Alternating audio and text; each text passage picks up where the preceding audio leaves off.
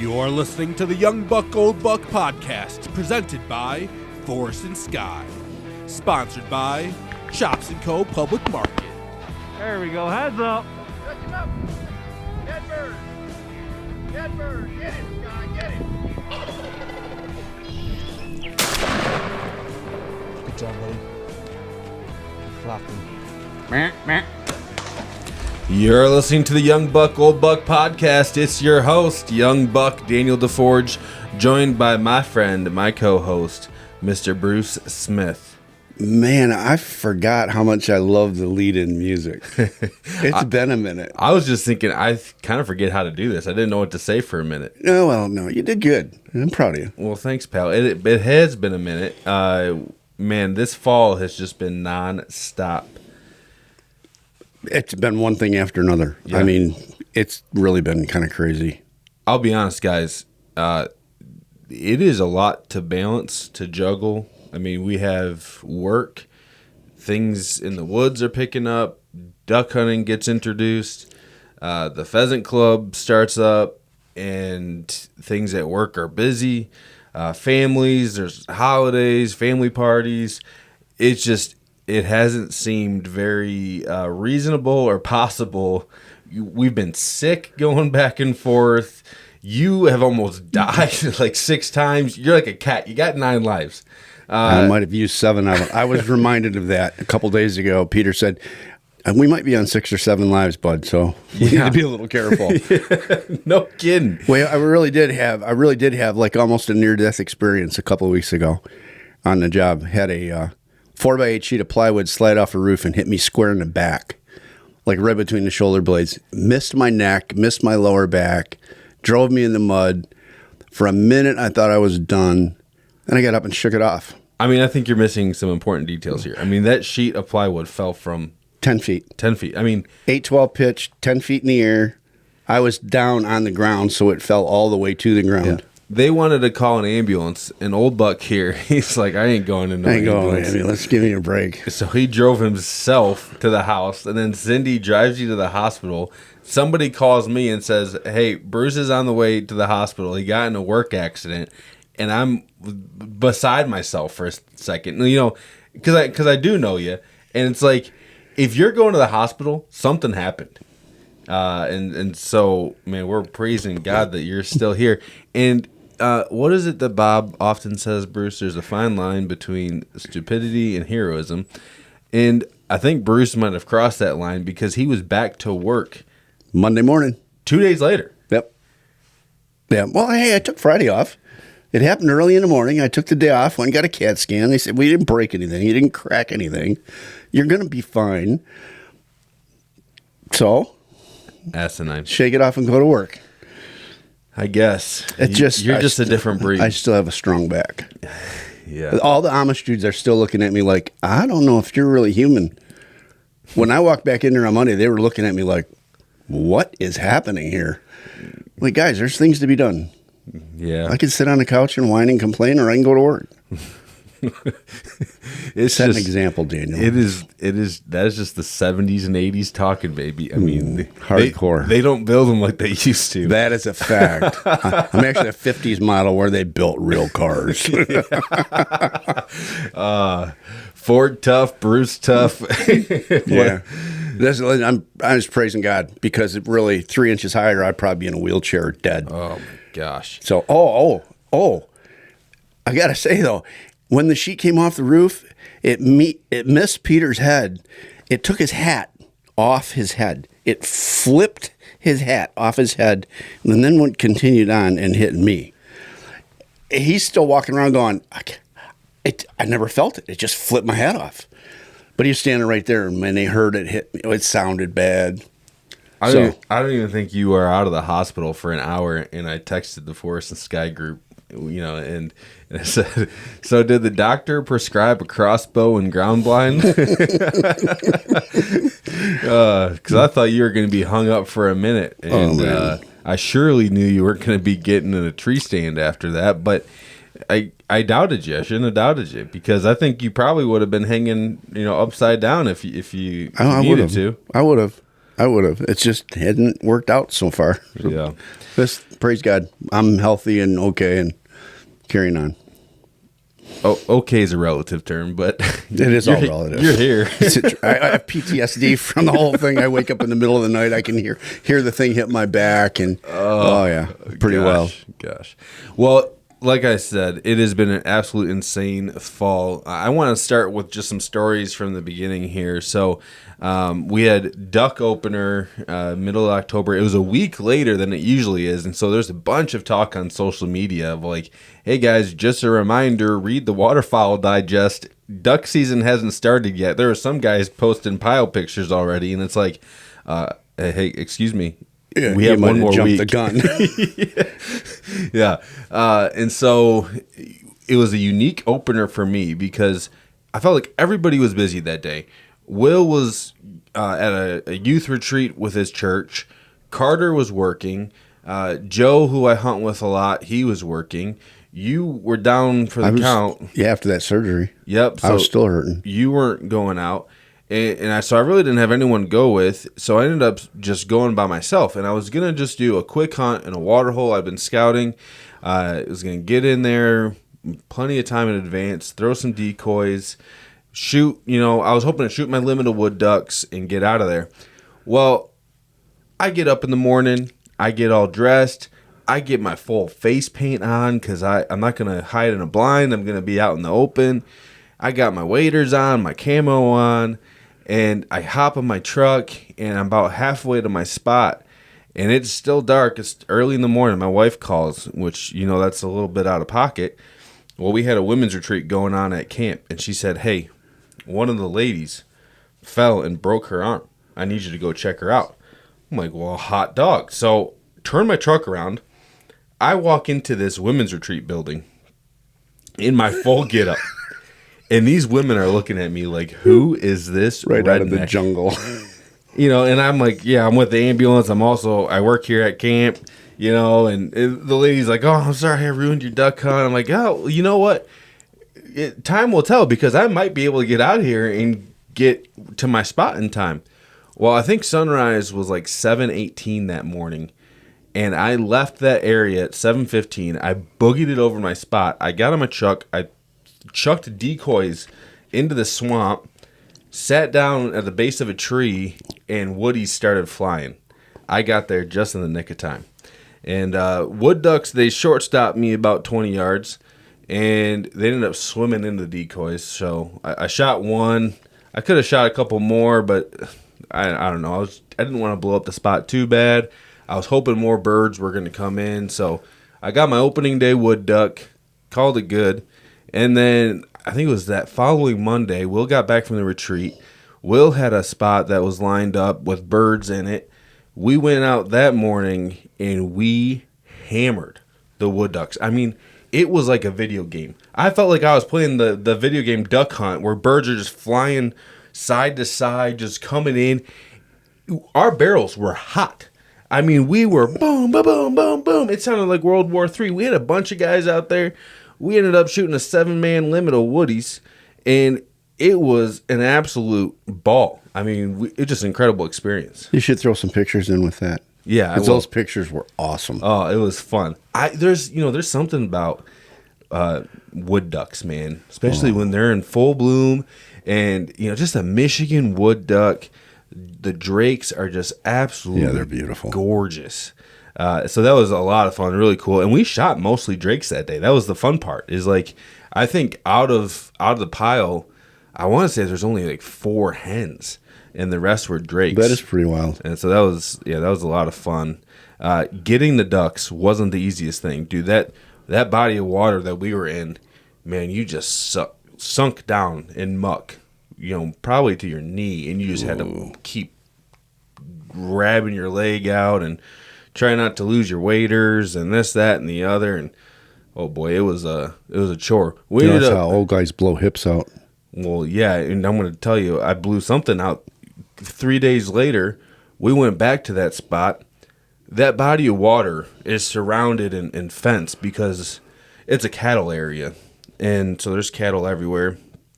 Well, we were hopping the fence. I ripped my waders in 2 different spots. And I don't just mean like poked a hole in them. I tore them. My high and dry waders. Tore them in 2 different spots. Both like thigh, back of thigh, and like crotch area. And I heard it too, man. Like I went to go step over that fence and I just caught the tip of the fence and I just heard the tear. And I'm like, oh my gosh.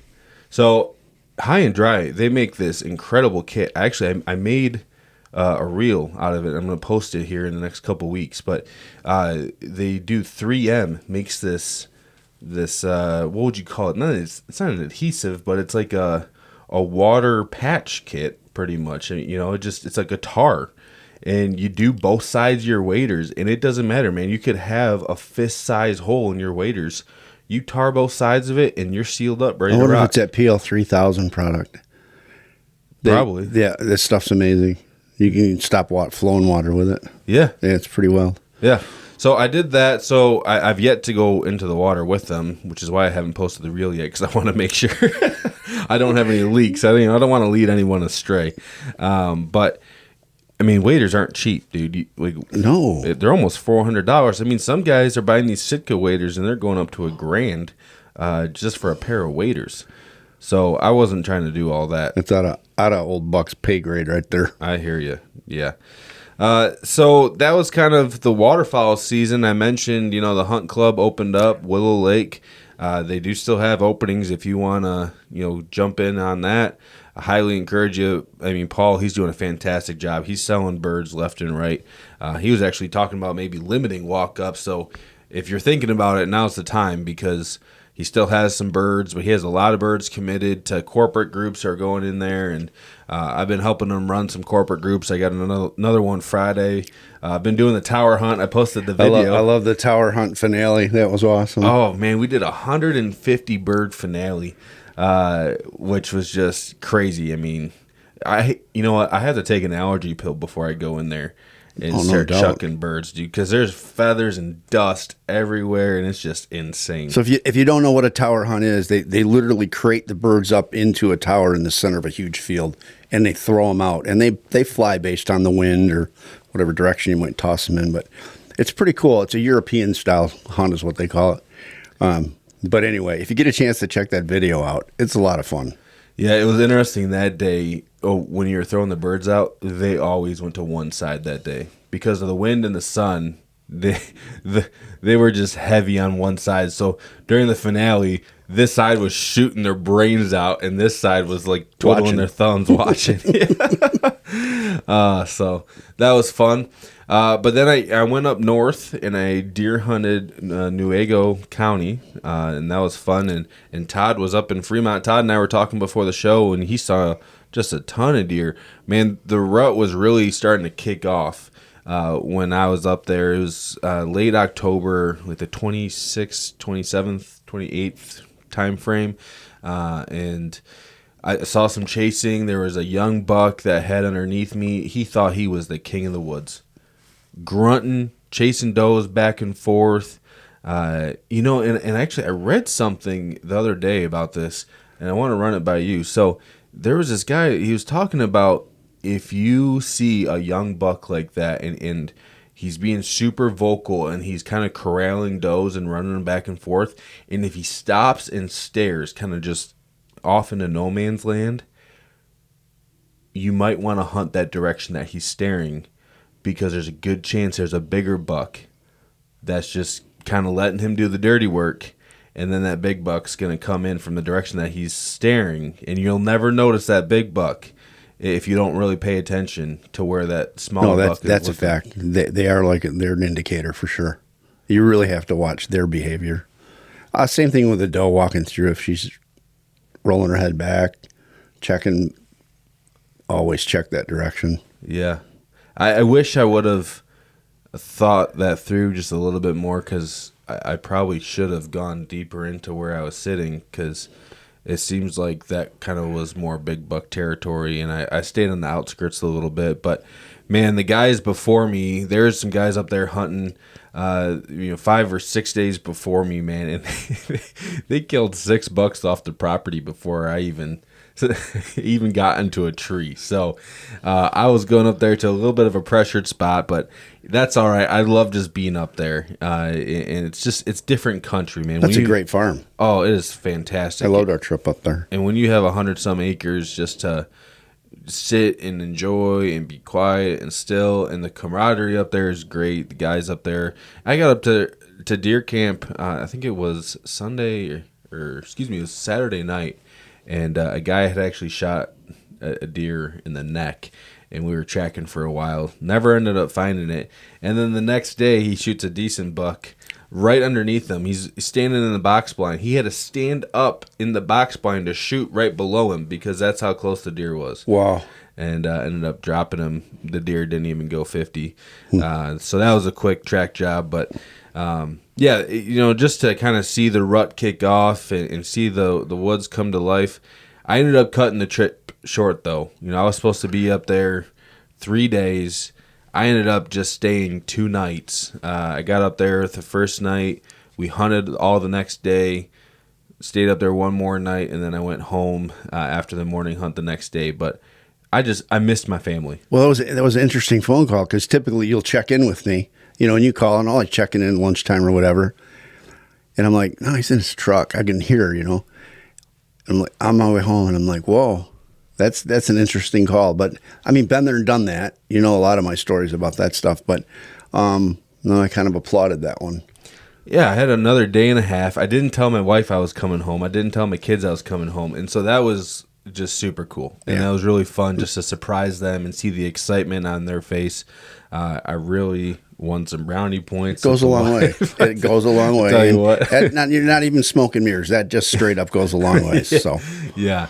But, I do think, things do start to change a little bit. I had set the time aside, and I wasn't on much, but I was on something. I was seeing deer. But I wanted to be home, and I was ready to be home. And, I was texting Todd a little bit about it, too. And I even called a couple of buddies on the way home, too, just to talk it through. And I sent you a text the other night, and we'll get into it in a little bit, but, there's just been times this season that I've stopped and just been like, what am I doing? Why am I doing this? And is this truly enjoyable right now? And it's enjoyable in the selfish sense. I'm getting to do what I want to do, but there is sometimes just this weightiness, and there's also just this, is this all worth it? Should I just sell it all, stop hunting, take a 5-year break, a 10-year break, whatever, as the kids are young? And it's just things you wrestle through. And, man, yesterday I had just a terrible start to an afternoon hunt. It took me 2 hours to get into a tree. I was frustrated. I kicked up 4 deer on my way in. I was trying to hang saddle sticks, and I picked the wrong tree. I was telling you, I got up in this tree, and I felt so exposed. Ray Charles could see me across the field. I mean, it was just terrible. I was, ticked off, and I was sweating like a pig. And, I got out to the woods at 2:30. It wasn't until 4:30 I felt somewhat settled. I went to go pull my bow up. I had dropped a saddle stick on my way up and said, forget it, I'm just going 2 stakes high. And then that saddle stick dropped on my bow. I go to pull my bow up, and that saddle stick's hanging from the sight on my bow. So now I feel like I'm dragging my sight off my bow while I'm pulling this thing up. And then I'm thinking, I hope I don't see a deer tonight, because if I shoot, I'm going to be 4 feet to the left or something. And then I'm just like, what I tell you, I was like, just shut up and sit down. Just shut up, be quiet, and sit down. It's kind of what I yelled at myself. And finally, I did that. 30 minutes later, here comes this 4-point. Nothing impressive, but by golly, it's a deer. Comes right up underneath me, marching right below me. So I'm like, all right, well, that's a good sign. And then I'm sitting there, and I'm glassing the field, and here comes Big Boy, man. I mean, it is a nice buck. And I was looking at him through the binos, and he had me shaking just looking through the binos. And that's when I was like, oh, man, this dude's a real deal. So I'm watching him. He is bumping a doe. His nose is in this doe's butt. And I'm like, oh, man, that's interesting. And so then I continue to glass the field, and I look to the right a little bit, and I'm checking out this 4-point that was underneath me and what he's doing. And then I go back, and I pan back to the left, and Big Boy is fully mounted on this doe. And I told you, I said, Alexa, cue Marvin Gaye. Let's get it on. And I'm thinking, oh boy, like, this is my first time seeing this in real life. This mature buck is breeding this doe, and I'm getting a front row seat. So by this point, you have forgotten the first 2 hours of the hunt. It was long gone. Yeah, because it just puts all that stuff right out of your mind. Oh, yeah. And I was stoked. I was excited. I was telling my wife this story, and I'll be fully transparent with everybody because I believe every guy should have it. I have Covenant Eyes on my phone. It's a accountability service or whatever. Yeah. And she goes, man, that's what you saw? Did your Covenant Eyes app go off? That's what I told Wanda just the story today, and he was watching deer live action, and I was like, oh my gosh.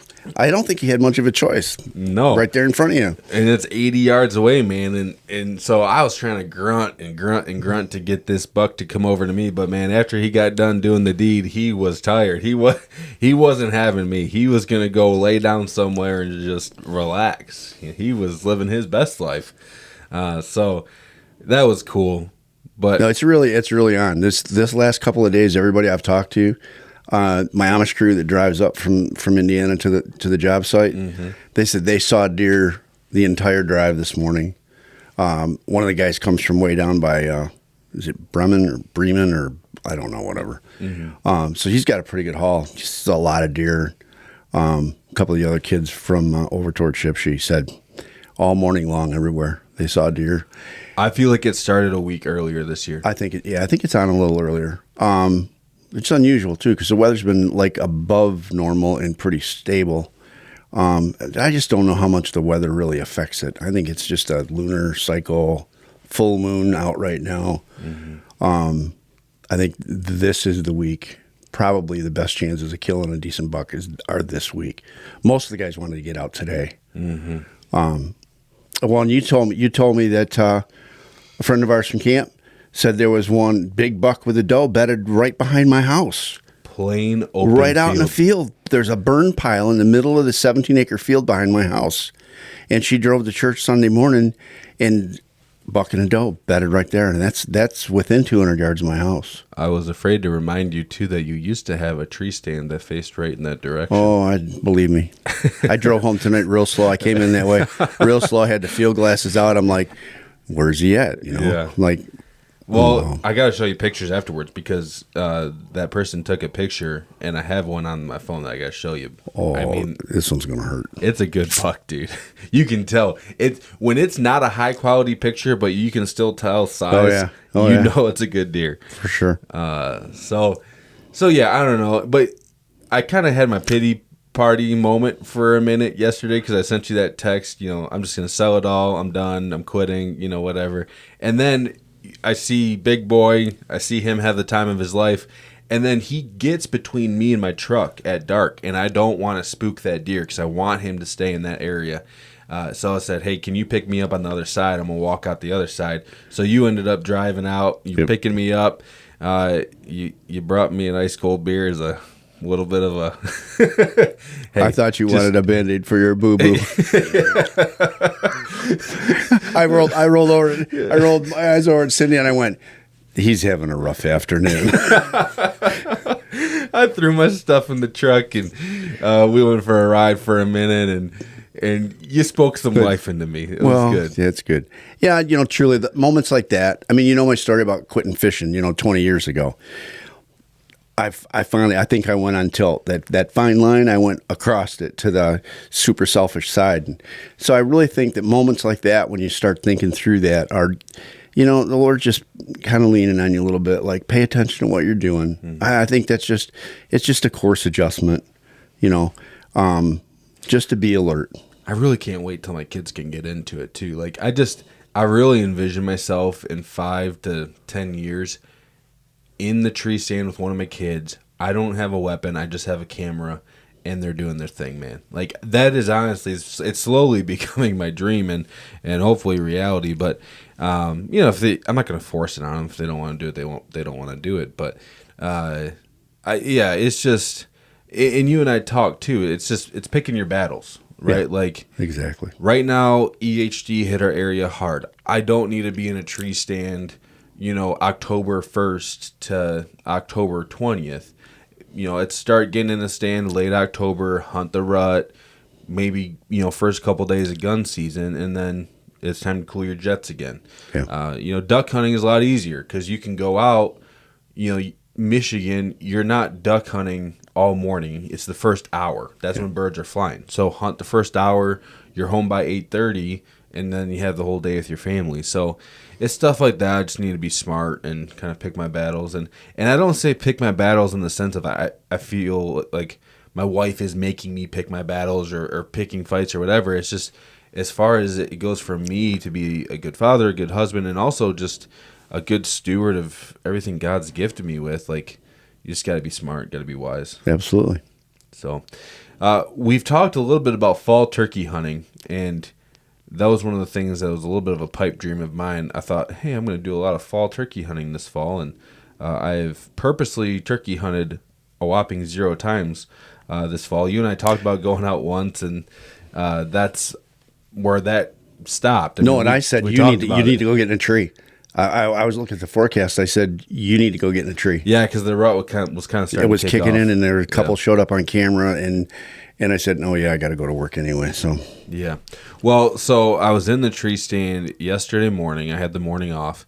I was over at a spot near a river, and deer hunted all morning. Didn't see a single deer, and I was really hopeful because the night before my camera had gone off with a shooter on it, and so deer hunted all morning. I get out of the tree stand. I'm a little like just trying to figure out, okay, where are the scrapes? What's going on with this property? So I start walking around, and I'm looking for deer sign. I'm looking for scrapes. So I go up on this ridge line, and I find actually like 3 or 4 scrapes on this ridge line, and things are getting kind of thick, and I'm making my way around that area, and then as you start walking back to my truck, and I get within 50 yards of my truck, and I cross just this ridge, and I can see my truck, and there are 4 turkeys right at the base of my truck. I mean, within 3 yards of my truck. They're standing right there. And I'm like, you have got to be kidding me. I have my bow. I have my turkey tag. I'm legal. I get my rangefinder, and I rangefind these turkeys, and I range them at 50 yards. Here's the kicker. The way that I'm kind of angled, I need to somewhat shoot over the hood of my truck, like just to the left of my windshield. And so I'm thinking to myself, what could possibly go wrong, Todd? Really. This is going to be the story. I'm going to smoke my freaking windshield with an arrow, and I'm never going to let it down. Or I'm going to hit my engine block and absolutely just destroy my truck. Well, so I'm pulling back, and dude, he's shooting a 50 cal arrow. Sorry. Oh my gosh. I'm pulling back, and I'm praying. I'm like, all right, man, I just got to send this thing. I range in 50 yards. I drop my sight to 50, and I'm pulling back, and I'm start thinking, listen, this isn't a bullet. Your arrow is going to arc a little bit. So now I'm really in my head because I'm like, dude, I'm going to hit my truck, or I'm going to hit my windshield. So I flinch up at the last second just because I was just nervous when I released, and I shot right over the turkey. Arrow smacks a tree, shatters. The turkeys kind of scurry off like 5 to 10 yards just into a little bit of brush, but they don't spook too bad. They use just a slow kind of meander. I get another arrow. I sneak on the backside of my truck, knock another one. I bring my sight back up to 20, and I walk up to this brush, and I kid you not, this turkey's probably 8 yards. Well, I was shooting it at 20 in my pin. I didn't factor that. It was just, dude, my mind was gone. I shot over the turkey again. I was like, unbelievable. So I ended up getting that arrow back. Missed the bird twice, but it was fun. I mean, yeah, you get to see something. Fun. You take a shot. I lose my mind in those moments. There's just so much going on. You're thinking about your truck. You're thinking about the $20 arrow you just shattered on a tree, and then now you're thinking about a second opportunity, and then you forget to adjust your sight again. That's bow hunting. It all for makes you. for good stories, for sure. Yeah. So that's just a little bit of recap for this fall, man. There's been a lot going on. We want to have Will and Carter and Mitchell back on here because they all killed about a week ago. The boys all scored. It was absolutely insane. I mean, lay out the timetable for the people, the way the text messages came in. Oh, I couldn't keep up with them. I thought I was trying to work, like some of us still work. And the guys are like, I just saw a big one, and I just saw a little one, and then, wow, big buck down. And what? Carter shot a 121? Mitchell shot a 120. Oh, yeah, Mitchell shot a 121 in the evening. And then the next morning, yeah, then Carter shoots his, and it was a 118. 118. And then 10 minutes later, Will shot first. I think you're right. I think Will shot his first. Yeah, so Mitchell shot his the night before. Then Will shot his that morning and said, good buck down. And then 10 minutes later, Carter says, big buck down. Yep. And he shot a 118. Yeah, it was just a flurry. In our little thread, I mean, seriously, when the texts are going, they're going. Oh, man. Well, that's great. And you know what? Will was like, oh, it's probably the smallest thing I'd shoot. That was a nice buck. Oh, it was a nice buck. When he said it was on the smaller side, I mean, some guys, dude, I was fully expecting it to be a 6-point basket. Well, that's what I figured. He shot a little basket, and I'm like, so I don't really care if it's your first deer like that. That's awesome. Yeah, it was his first bow buck, and that's what I told him. I said, dude, you need to be as proud of that buck as a giant. Yeah, absolutely. I said, bow kills are tough. Yeah. So, hats off to the kids because they knocked it out of the park. Yeah, so they were absolutely killing. So we want to get them on here, hear the stories from them, but super excited for them, and it's been a good year so far. For sure. We're still in the full swing of things, man. Got the rut that's still in full swing, and then we'll have gun opener. We have a lot of waterfowl season left. So and we're getting snow Sunday night. Yeah, it's supposed to drop down to low 20s. And we're supposed to get some snow Sunday and Monday. So we'll see how that shakes things up a little bit, too. A lot of my waterfowl spots, the best spots the river. And, man, that doesn't heat up until kind of everything around freezes because it really just pushes birds to the river. Yeah, the open water for sure. Yeah. So, all right, we're going to take a quick break, and then we will get into the spiritual side of things. We'll be right back. We like to thank our sponsors, Chops & Co. Public Market. Chops & Co. specializes in locally grown, responsibly raised, high-quality pork products, direct from their farm to your table. Located in Jones, Michigan, give them a call at 269-244-1999. All right, and we're back, and we're going to dive into just what the Lord's been teaching us here lately, and I was able to preach at a chapel on the east side of the state this past Sunday, and was given Mark chapter 9, verses 30 through 50, but there's something that really stood out to me, and Bruce and I talked about it yesterday for a little while, but Bruce, why don't you go ahead and read starting in verse 43 there. And if your hand causes you to sin, cut it off. It is better for you to enter life crippled than with 2 hands to go to hell, to the unquenchable fire. And if your foot causes you to sin, cut it off. It is better for you to enter life lame than with 2 feet to be thrown into hell. And if your eyes cause you to sin, tear it out. It is better for you to enter the kingdom of God with 1 eye than with 2 eyes to be thrown into hell. Where there are not worms worm does not die, and the fire is not quenched. Yeah. Sorry. No, you're good. That's okay. So I'm just going to, because this is one of those passages that's always like, man, you really got to dig into this because, this is a lot of things that people throw at you like, well, what, your Bible says. Your Bible says, your Bible says. Well, this is pretty meaty stuff. So tell the folks what direction you took it. Well, you asked me yesterday when we were going through this passage. You were like, "So, what's your interpretation of that?" Exactly. And you were like straight up, like, "Let's hear it. I want to make sure you're not off your rocker type thing." So, I mean, my interpretation, the way that I hear that, I read that, and when I dive into it, is Jesus is not advocating for self mutilation. He's not. He's using hyperbole. Yes, it's very serious. He's kind of over exaggerating to really make a point here, but it is hyperbole, and he's not saying actually, cut off your hand.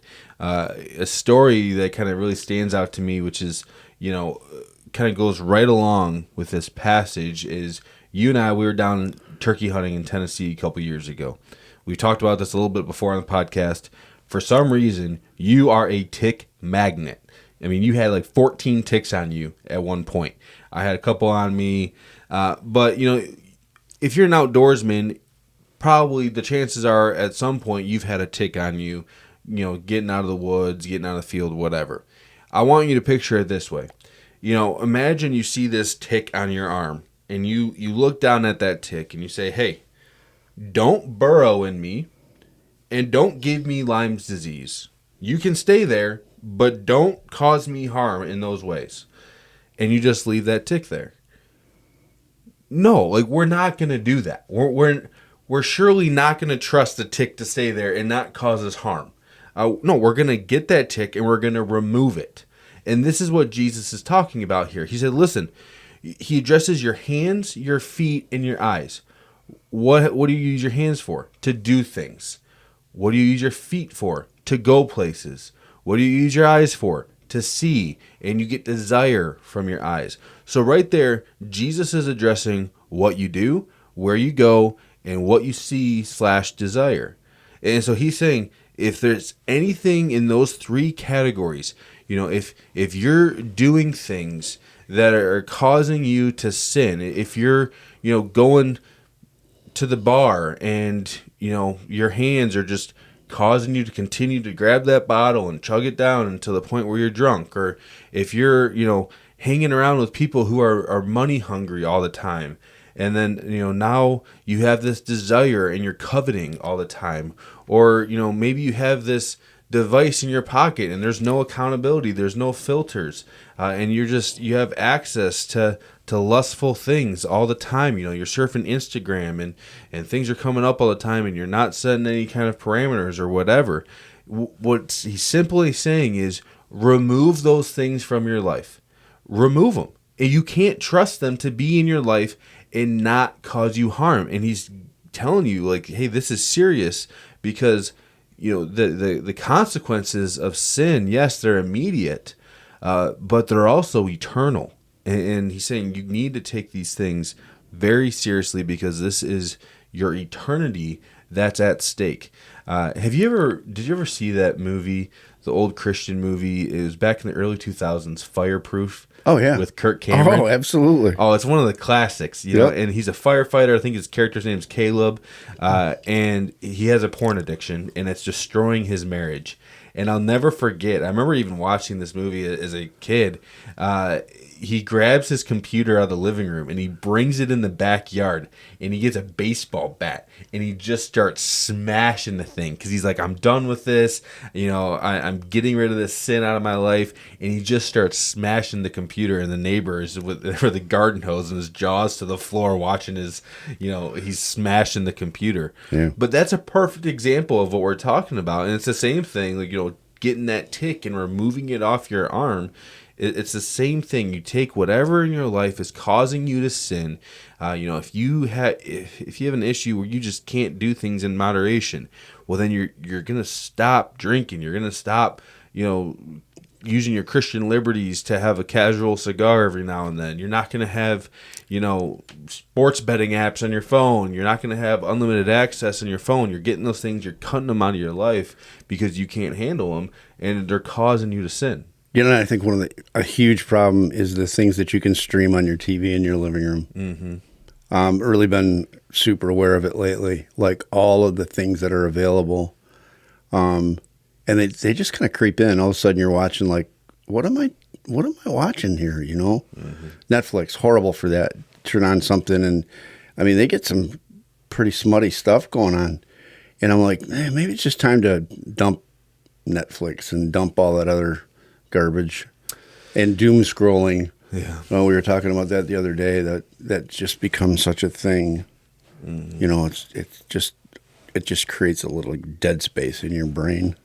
Yeah, I mean, we could really fully dive into this conversation, but it's even like, you know, it's stuff that we're inadvertently funding too, right? Yeah. Like, you know, if you have a Netflix subscription, like, sure, you can have some self-control to not watch certain things, but you're funding them making certain things as well. Exactly. And it's just like, you know, you're on Instagram or whatever, and then you feed into the algorithm, you give it views, then they're making money off of it. And Yep. they're gaining even more traction. And so it's just this endless trap and this kind of vicious cycle. But yeah, it's just really what the Lord's been working on my heart here lately. And, you know, what are the things that I just need to cut out, and what are the ticks crawling around me, man, that I just need to grab and that remove. tick is going to burrow eventually. Mm-hmm. That's what he does. That's why he's there. Yep. So, yeah, definitely want to stay on top of that stuff. I want to encourage you guys, you know, don't fight alone. If you, you know, need someone or something, you know, first of all, plug into a local church, man. Talk to your pastor, talk to the guys in your church. Feel free to reach out to us, shoot us a message.